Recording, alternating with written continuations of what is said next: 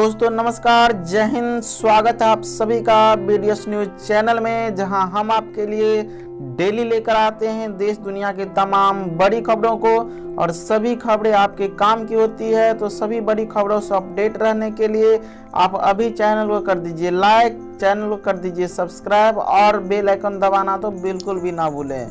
आज के इस मुख्य समाचार में जानेंगे हमारे पूरे इंडिया में कोरोना का अपडेट, साथ ही जानेंगे पूरे दुनिया में कोरोना का अपडेट। साथ ही साथ पीएम मोदी के मन की बात पर रिएक्शन, टिकटॉक को लेकर आई बड़ी खबर, सुशांत सिंह मामले को लेकर बड़ी खबर है। साथ ही साथ अंत्योदय राशन कार्ड धारकों एलपीजी गैस, आलू, प्याज व टमाटर को लेकर बड़ी खबर है। तो सभी खबरों को विस्तार से जरूर देखिएगा दोस्तों।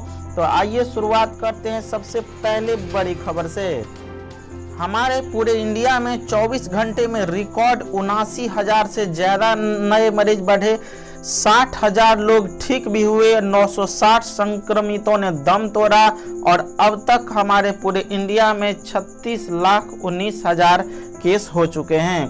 साथ ही यदि पूरे दुनिया में कोरोना की यदि अपडेट की बात करें तो अब तक 2,53,00,000 संक्रमित मिले, इनमें से 1,76,00,000 लोग ठीक हुए और 68,33,000 मरीजों का अभी इलाज जारी है, जिनमें से 8,48,000 लोगों की मौतें हो चुकी है। यदि पीएम मोदी के मन की बात करें तो मोदी ने कहा आत्मनिर्भर भारत में टॉय इंडस्ट्री को बड़ी भूमिका निभानी है और इसको लेकर राहुल का तंज छात्र परीक्षा पे चर्चा चाहते थे, पीएम ने खिलौने पे चर्चा कर दी। तो आपको बताएं कि प्रधानमंत्री नरेंद्र मोदी ने 68वीं बार मन की बात की और लोकल के लिए वोकल पर जोर दिया।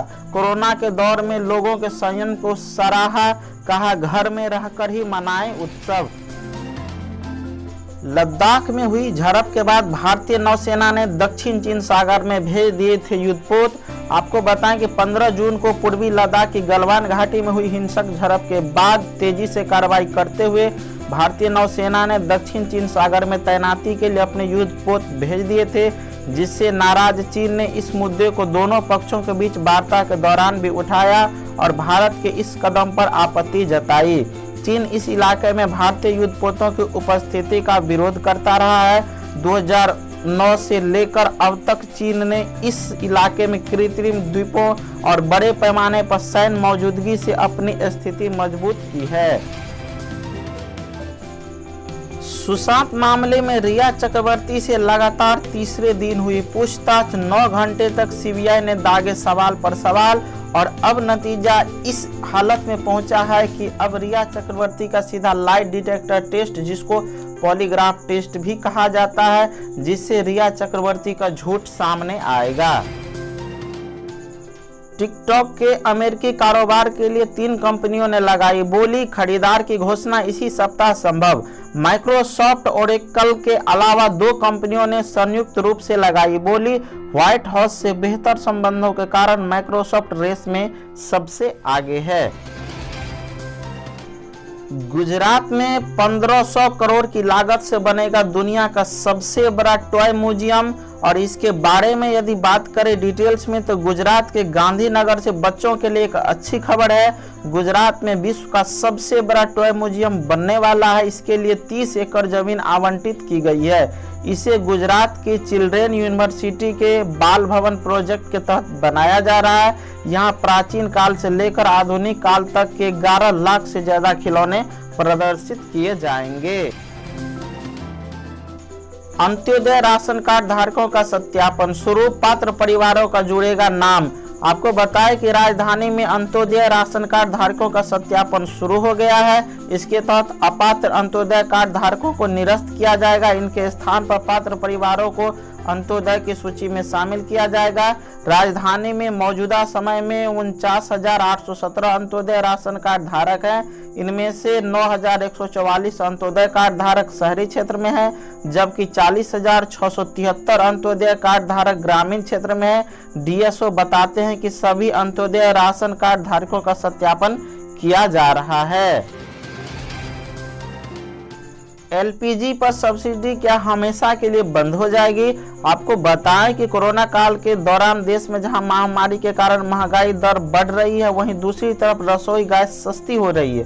घरेलू गैस के दाम इतने कम हो गए हैं कि इस साल मई, जून, जुलाई और अगस्त में ग्राहकों को सब्सिडी नहीं मिली। हालांकि कुछ उपभोक्ताओं के खातों में 27 रुपये नाम मात्र की सब्सिडी पिछले महीने मिली है। सरकार द्वारा सब्सिडी में लगातार की गई कटौती से इस साल मई से ही सब्सिडी और बिना सब्सिडी वाले रसोई गैस सिलेंडर की कीमत एक हो गई है। वहीं लोगों में ये चर्चा आम है कि मोदी सरकार गैस पर सब्सिडी खत्म कर रही है। आलू, प्याज व टमाटर की कीमतों में लगी आग, जाने कब सस्ती होगी सब्जियां।